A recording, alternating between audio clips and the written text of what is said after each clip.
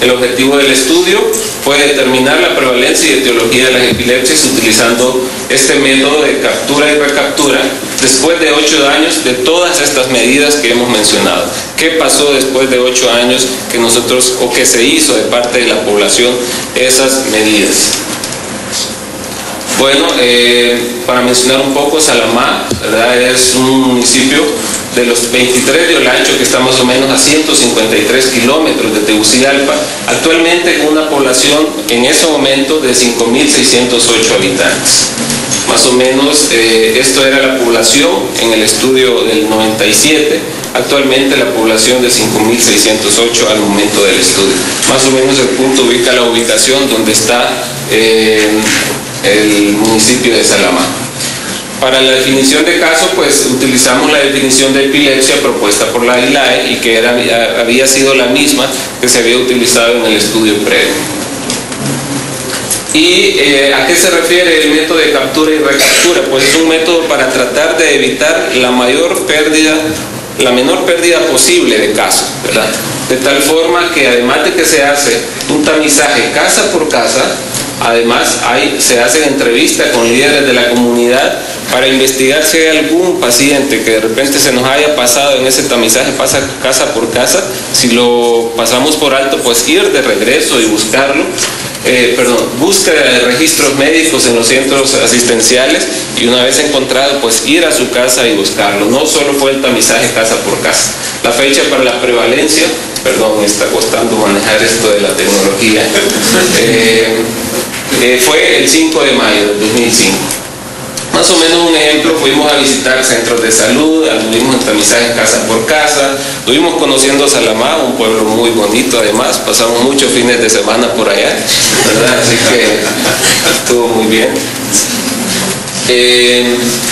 El instrumento del tamizaje, este es un instrumento que ya había sido validado previamente para encontrar los casos de epilepsia, y estas fueron las 4 preguntas básicas que se realizaban, ¿verdad?, para obtener y buscar casos sospechosos. Una vez que nosotros hicimos este tamizaje, detectamos los casos sospechosos. Todos los casos sospechosos se iban anotando y posteriormente fueron citados, ¿verdad?, para que conjunto con otros compañeros los evaluamos y ahí detectar cuáles eran los verdaderos casos que nosotros considerábamos los casos que tal vez no entraban dentro de el diagnóstico clínico de lo que es epilepsia. Una vez detectados los casos en los cuales después de la evaluación se tomó el diagnóstico de epilepsia probable, entonces vino otra segunda fase, ¿verdad?, en las cuales en aquellos pacientes donde que se detectó que era epilepsia, a ver cuál era la etiología de estos pacientes, ¿verdad? Ya este grupo ya más reducido de pacientes, ya pasados por varias fases de clasificación, entonces a estos pacientes con diagnóstico clínico de epilepsia se les hizo una evaluación completa con estudios de tomografía, ¿verdad?, y al final una clasificación del síndrome dada pues por 2 neurólogos que nos ayudaron, el doctor Marco Tulio Medina y la doctora Durón, ya para un diagnóstico mucho más específico y mucho más confiable. Resultados, pues se aplicó un total de 1.121 encuestas a igual número de casas localizadas en 18 comunidades, y esta era la cantidad de habitantes, ¿verdad?